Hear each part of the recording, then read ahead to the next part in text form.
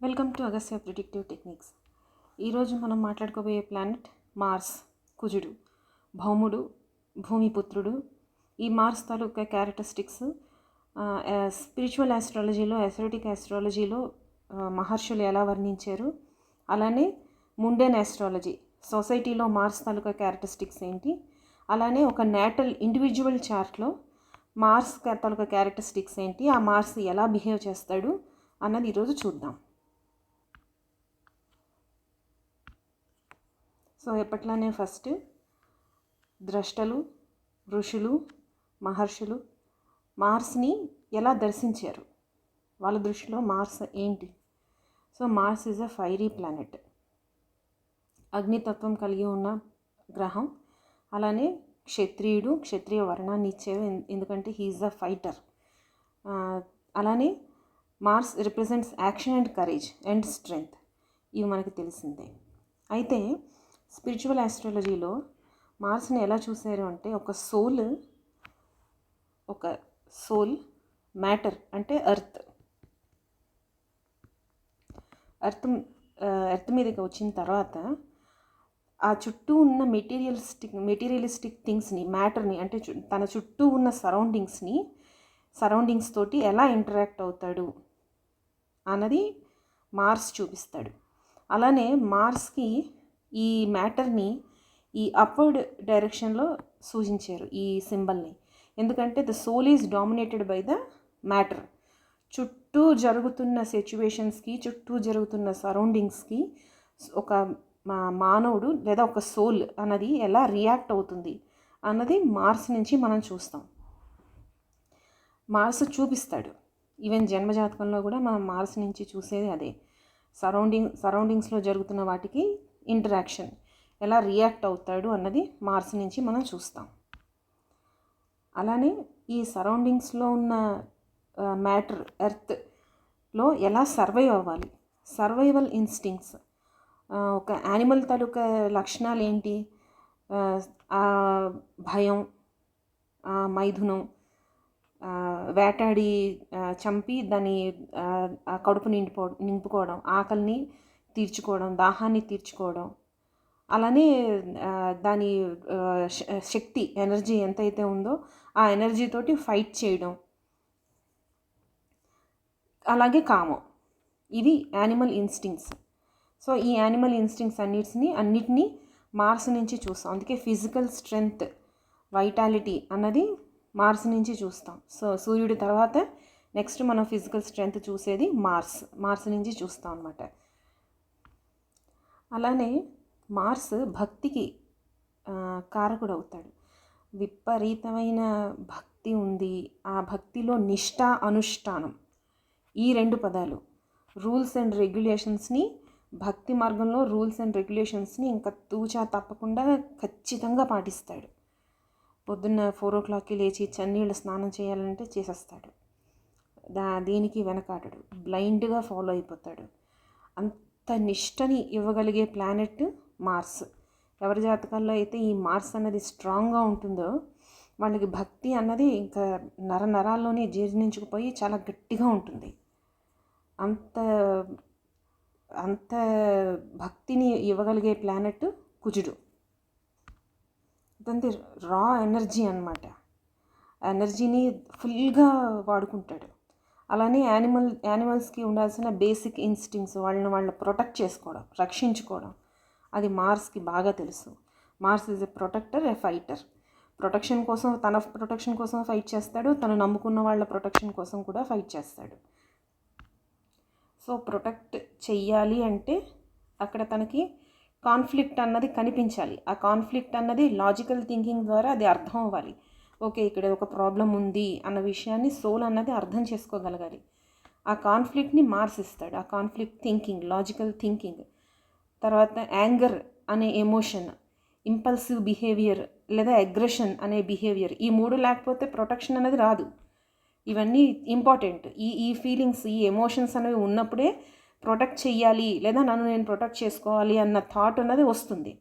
So ఈ anger, impulsive behaviour, ఈ aggression behaviour, కాన్ఫ్లిక్ట్ని identify చేయగలిగే తెలివితేటలు, ఆ లాజికల్ థింకింగ్ ఒక సోల్కి మార్స్ వల్ల వస్తుంది. అలానే ఈ మార్స్ ఎంత పవర్ఫుల్గా ఉంటాడో అలానే ఎదుట వ్యక్తిలో కూడా ఎంత పవర్ ఉంది, అవతల వ్యక్తి ఎంత స్ట్రాంగ్గా ఉన్నాడు, శత్రువు తాలూకా స్ట్రెంగ్త్ని ఐడెంటిఫై చేయగలిగే తెలివితేటలు కూడా మార్స్కి ఉన్నాయి. ఆ సోల్కి, జీవికి శత్రువు బలాన్ని అంచనా వేసి ఫైట్ చేయడానికి ఏమేం కావాలో ఆ వ్యూహరచన చేసుకోగలిగే తెలివితేటలు కూడా మార్స్ ఇస్తాడు. అది సర్వైవల్ ఇన్స్టింక్ట్. ఇవి మార్స్ తాలూకా క్యారెక్టరిస్టిక్స్. ఇప్పుడు ముండేన్ ఆస్ట్రాలజీ అంటే ప్రాపంచిక వ్యవహారాల్లో మార్స్కి ఏంటేంటి ఇచ్చారు, ఇవి బేసిక్ క్యారెక్టరిస్టిక్స్ కాబట్టి వీటి నుంచే మనకి ముండేన్ ఆస్ట్రాలజీలో కానీ నాటల్ ఆస్ట్రాలజీలో కానీ ఇవే క్యారెక్టర్స్ మళ్ళీ మనకి రిపీట్ అవుతూ ఉంటాయి. చూద్దాం. మార్స్ని, కుజుడిని కమాండర్ ఇన్ చీఫ్ అని బిరుదు ఇచ్చారు. సో మార్స్ ఏం చేస్తాడండి, తనకున్న ఫిజికల్ స్ట్రెంగ్త్ కానీ మెంటల్ స్ట్రెంగ్త్ కానీ అవతల వ్యక్తిలో ఉన్న స్ట్రెంగ్త్ని వీక్నెస్ని ఐడెంటిఫై చేయగలిగే తెలివితేటలు కానీ ఒక కాంప్లెక్స్ ప్రాబ్లమ్ని లాజికల్గా ఆలోచించి ఎలా దాన్ని సాల్వ్ చేయాలి, ఇంజనీరింగ్ తెలివితేటలు, మిషనరీని తయారు చేయడం కానీ తనకు కావలసిన విధంగా కాంప్లెక్స్ మ్యాథమెటికల్ ప్రాబ్లమ్స్ కానీ మెకానికల్ ప్రాబ్లమ్స్ కానీ సింప్లిఫై చేసి వాటిని ఐడెంటిఫై చేయడం, దాన్ని మళ్ళీ ఆ ప్రాబ్లమ్ని సాల్వ్ చేయడం, ఇలాంటి క్యారెక్టరిస్టిక్స్ అన్నీ కుజుడికి ఉండడం వలన కుజుడిని ఒక సోల్జర్, కమాండర్ ఇన్ చీఫ్ అని పిలవడం జరిగింది. సో ప్రొటెక్షన్కి సంబంధించి అది మన పోలీస్ అవ్వచ్చు, లేదా మన ఇంట్లో మన స్ట్రాంగ్ బాడీ ప్రొటెక్షన్ ఇవ్వగలిగే పర్సన్స్ అవ్వచ్చు ఇంట్లో అయితే. అదే ముండేన్ ఆస్ట్రాలజీలో ప్రపంచక వ్యవహారాల్లో చూస్తే పోలీస్ దగ్గర నుంచి, ఆర్మీ దగ్గర నుంచి, రా ఏజెంట్స్ దగ్గర నుంచి వీళ్ళందరి చార్ట్లలోని మార్స్ స్ట్రాంగ్గా ఉంటుంది. ప్రాబ్లమ్ని ఐడెంటిఫై చేసి దాన్ని సాల్వ్ చేయడానికి తన తెలివితేటలని ఉపయోగించి అవతల వ్యక్తిని దెబ్బ కొట్టగలిగే తెలివితేటలు మార్స్కి ఉంటాయి. Mars is raw energy. వెళ్ళి యుద్ధం చేయడానికి రెడీగా ఉంటాడు, యుద్ధం చేసేస్తాడు కూడా, with logical thinking and analytical mechanical knowledge. ఉత్తనే కాదు. తర్వాత మిలిటరీ, సోల్జర్స్, తర్వాత martial arts, any kind of art which will give you self protection in the first place. Self ప్రొటెక్షన్ని ఇవ్వగలిగే any fighting art, martial arts, kung fu, అంటే ఒక్కొక్క ఈ ఆర్ట్ని బట్టి టాయ్కాండో, అక్కడ మిగిలిన ప్లానెట్స్ కూడా వస్తూ ఉంటాయి.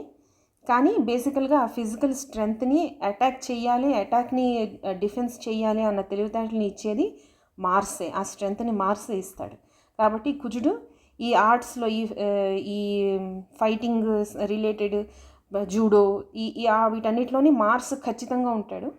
మళ్ళీ అక్కడ ఆ ఫైట్ తాలూకా వెరైటీని బట్టి మిగిలిన ప్లానెట్స్ కూడా యాడ్ అవుతూ ఉంటాయి. ఆ ఇండస్ట్రీస్, పెద్ద పెద్ద ఇండస్ట్రీస్ని చేయాలన్నా అంటే అక్కడ శని కూడా తోడవుతూ ఉంటాడు. బట్ మార్స్ మెకానికల్ ఇంజనీరింగ్కి సంబంధించి మార్స్ అన్నవాడు ఖచ్చితంగా ఉంటాడు.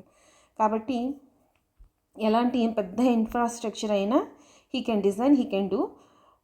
మిగిలినవి కూడా ఉంటాయి అక్కడ, జూపిటర్, మెర్క్యూరీ కూడా కనిపిస్తూ ఉంటాయి. కానీ మార్స్ చాలా ప్రామినెంట్గా కనిపిస్తుంది జాతకంలో.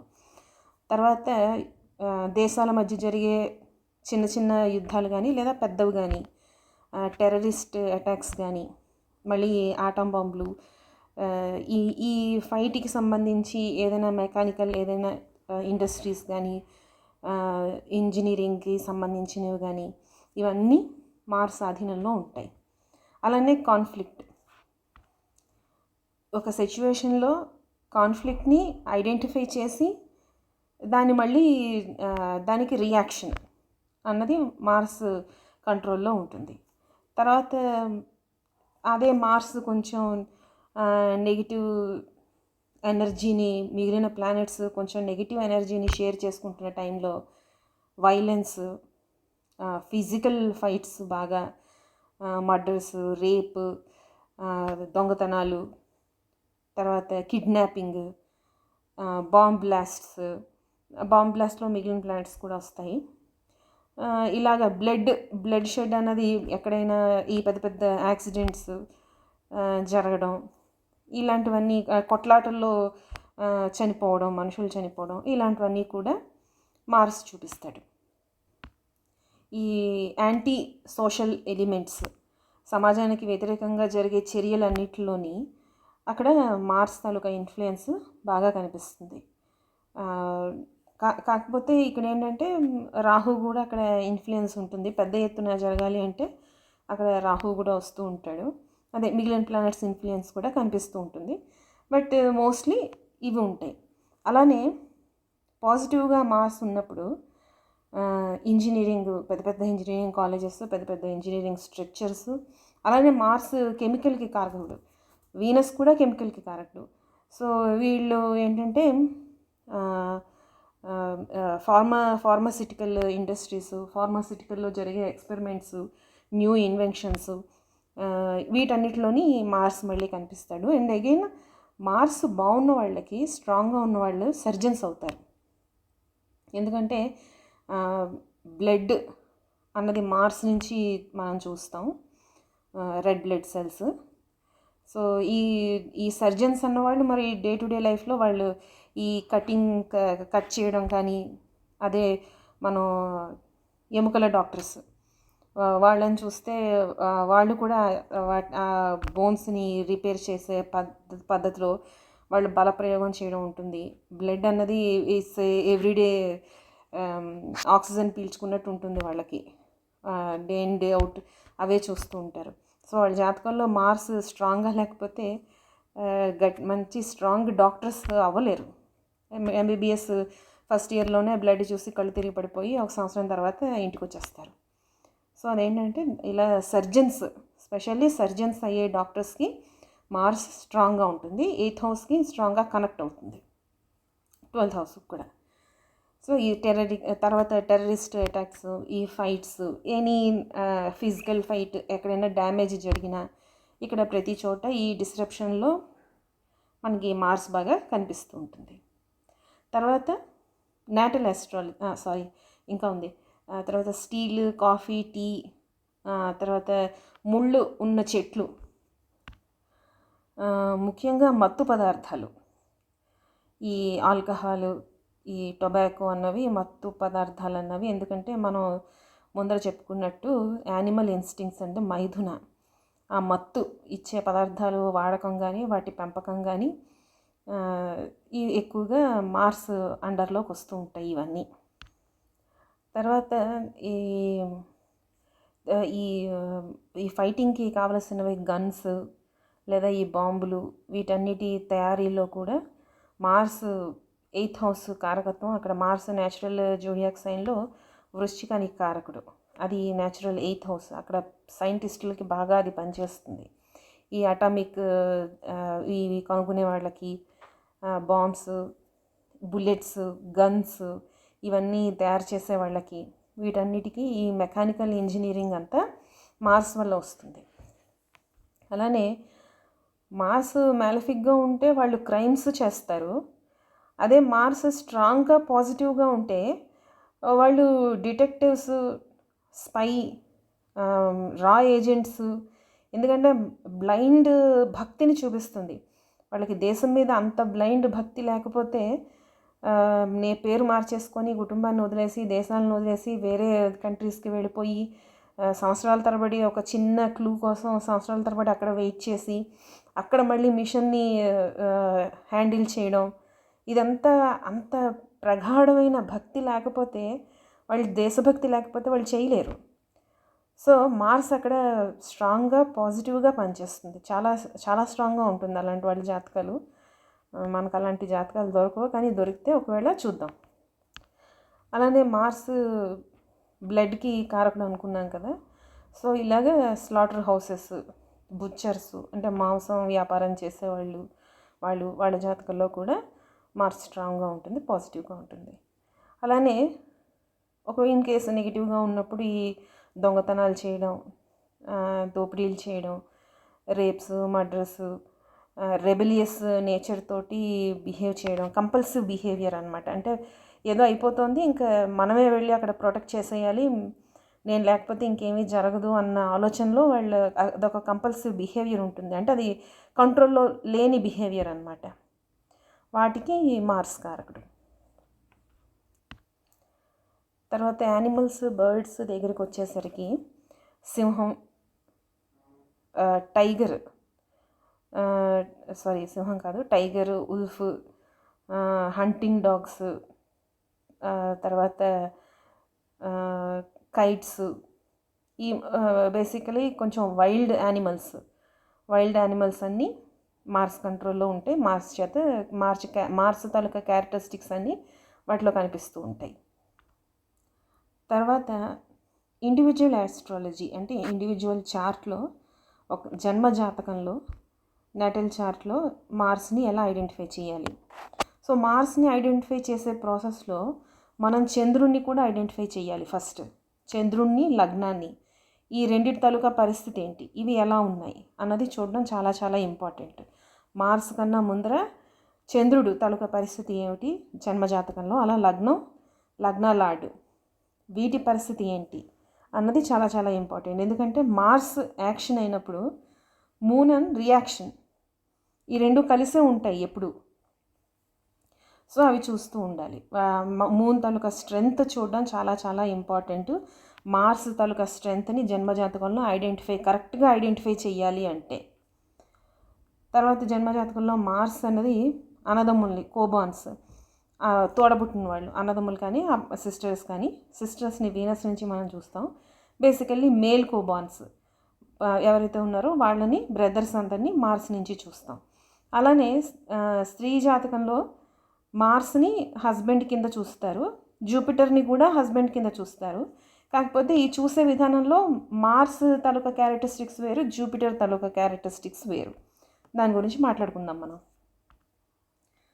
అయితే ఈ షడ్రిపు 6 వికారాలు ఏంటైతే ఉన్నాయో, కామక్రోధ లోభమోహ మదమాశ్చర్యాలు, ఏవైతే ఉన్నాయో ఇవి మార్స్ తోటి కనెక్ట్ అయి ఉంటాయి, శనితోటి కనెక్ట్ అయి ఉంటాయి. అలానే కేతుతోటి కూడా వీటికి లింక్ ఉంటుంది.